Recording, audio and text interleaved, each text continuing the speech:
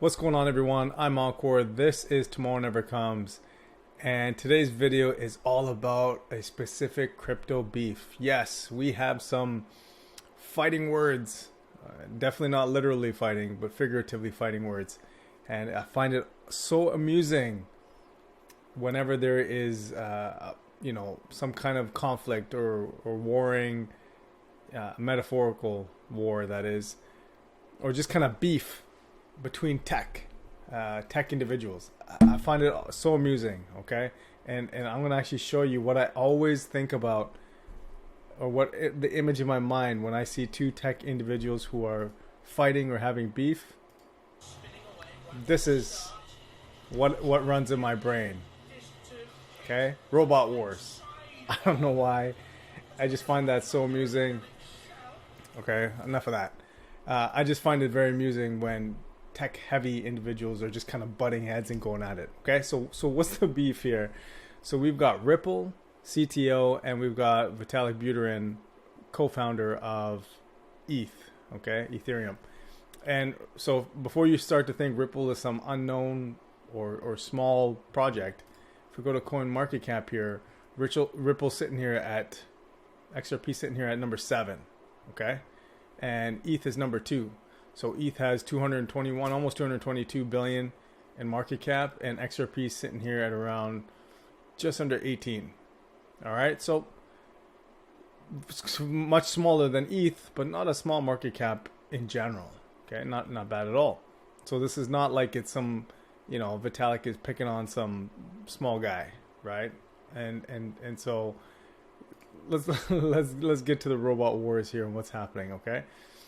So Ripple's CTO here is David Schwartz, okay? And he's comparing crypto miners in ETH and Bitcoin ecosystems to shareholders of eBay, okay? So he believes, and he stated, that Bitcoin and ETH, they are securities. And if you're not familiar with what comes with that terminology, a lot of regulation, okay? So if Bitcoin and ETH is considered if they are considered a security, then all the securities laws and all kinds of regulatory issues and financial implications happen when you label something as a security, okay? But they've been exempt. And so really what is factoring into all this is Ontario's crypto exchanges.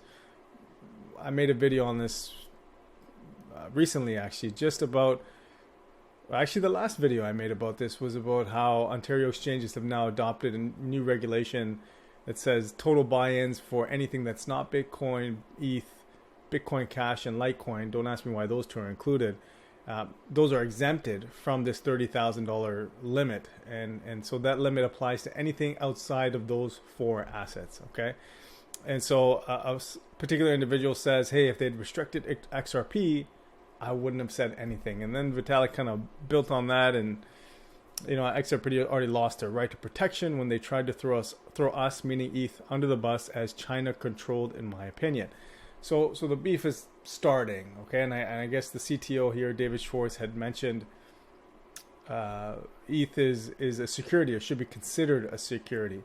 And he went on, he just doubled down on it. He goes, I do think it's perfectly fair to compare miners in proof-of-work systems, which currently is ETH as well as Bitcoin, systems of stockholders and companies, just as eBay stockholders earn from the residual friction between buyers and sellers that eBay does not remove, so do miners in ETH and Bitcoin.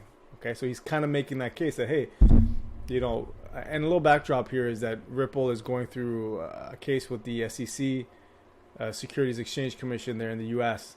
And it's kind of built on a house of cards or a deck of cards, but they're going through the motions, and it's been ongoing for quite some time, approaching a year, I believe. So it's kind of like, hey, why are you looking at us as security when you said ETH and Bitcoin are not? That's kind of his point, and he thinks ETH should fit as a security. So hey, look, and then Vitalik is going to defend his baby, and then David Schwartz goes on to say, he mentioned that, and then he goes, do you think this debate should be settled by the government or the market? And he's pinpointing Vitalik, And he's like, this quotation wasn't pulled from some attempt by Ripple to get the government to regulate ETH, was it? So it's just a lot of funny stuff, right? Again, like, here's the takeaway. That will always kill me. I find it so amusing that people watch this, and so this is what I think of again when these tech-heavy guys are going at it. So they don't like each other. They have a difference of opinion, obviously, when it comes to what's security and what isn't. Every side is going to fight to not be labeled as a security so that they can get all these benefits of being outside of the regulatory confines. So I just find it amusing. I thought, look, you know, I'm a big hip hop fan from back in the day, and beef always kind of made things more lively and was part of it. This is definitely not hip hop, but I find it very amusing that there's some beef going on in crypto Twitter here, or crypto especially, but it kind of flows on Twitter, which is the place to beef. So very amusing, very funny. We'll see what happens with this case. You know, I don't foresee anything more than a fine. It's like a slap on the wrist and move on. The SEC is not looking great, and so they've got to save some face, and that's usually through the process of slapping a fine, and they can say that they've had some kind of win, right? But it'll be very amusing to see if there's any more that's dumped on XRP as this continues. So, hey, look, I just wanted to share that. Something a little bit different, something a little bit fun. No harm's going to come of it. You know, like I said, this is all, you know, figurative beefing or warring. And it's just, like, again, I got to finish with this. That's the takeaway right there, all right? So hope you guys enjoyed the video. Something a little bit different. I had a little bit of fun with it. And listen, just remember, tomorrow never comes. Take action. Invest in yourself today. And I'll see you guys in the next video.